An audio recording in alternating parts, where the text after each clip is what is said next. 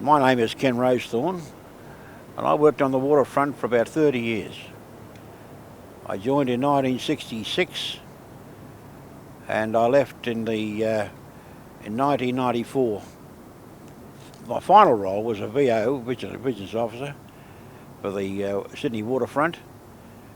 Before that, I worked as a delegate and general waterside worker. In the period when it was very turbulent, very good leadership from the trade union, and the Communist Party at that particular time was pretty strong on the waterfront. Do you remember your first day on the Sydney waterfront? I really do, yes. Where was it and what were you doing? I worked at Piermont, and we worked on a job on a night shift. I remember it very well because it rained during the day, and I remember one of the blokes saying we would have got an early finish if it wouldn't have rained. But I thought to myself, what a good job this is. I was working amongst good people, and I really loved the waterfront. I got to love the waterfront and love the people in it. Would you regard the work as very physical and hard, demanding type of work? More physical than what it is today. But in some ways it was beneficial because physical work was good for you. Today with machinery and automation, it's more on the lines of driving a machine or driving a portainer. But in my day, and even before, there was more physical work attached to the waterfront. What would you describe as your greatest achievement on the waterfront? My greatest achievement on the waterfront was meeting the men that I met.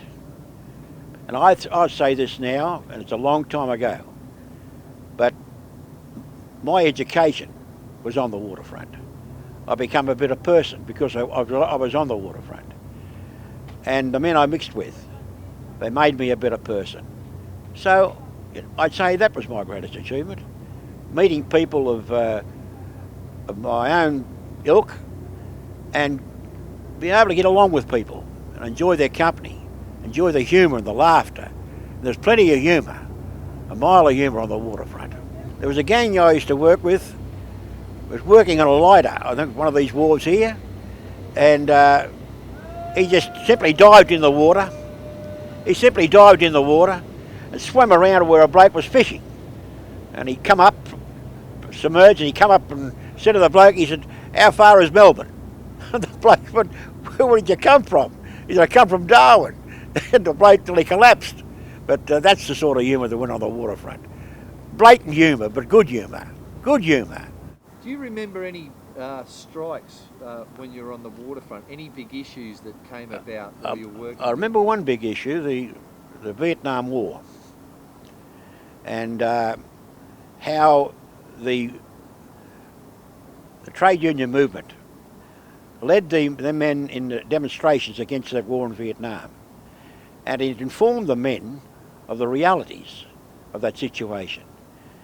And because of that, the average worker was well aware that the Vietnam War was illegal and we shouldn't have been there. And so that's where the trade union movement done a good job. It created the circumstances that informed the workers, that made the worker a better person internationally. I've got to say this, Jim Healy was the greatest man that ever lived. He's a man that could have been a member of Parliament. He's a man that could have been anything. But no, he remained as he was, as the leader of the waterside workers. He was promised everything after the war, but unfortunately the man died very early in his life. And that was unfortunate because he had a great rapport with people. He had a great memory, a great principle, and a great communist. A great man. Unfortunately, they'll come again. Those sort of people will come again, but they come few and far between. Jim Healy was an exceptional man. What do you remember as his biggest achievements? I think his biggest achievement was to reorganise the waterfront into a strong unit of men. That's his history. That's what he done. He made the waterfront what it was. Would you regard him as a visionary? Yes, yes. He was a visionary because he was a communist. He was a true communist. He was one of the fair dinkum communists. And he visualised the world as it should be, and it's going to be like that. But unfortunately, things take time. A lot of the young blokes today have still got that feeling of mateship, still got that feeling of friendship towards one another.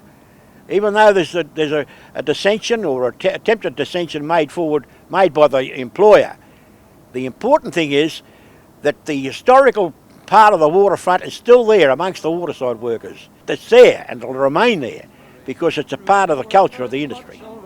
There can be no power greater anywhere beneath the sun. Yet what force on earth is weaker than the feeble strength of one? But the union makes us strong.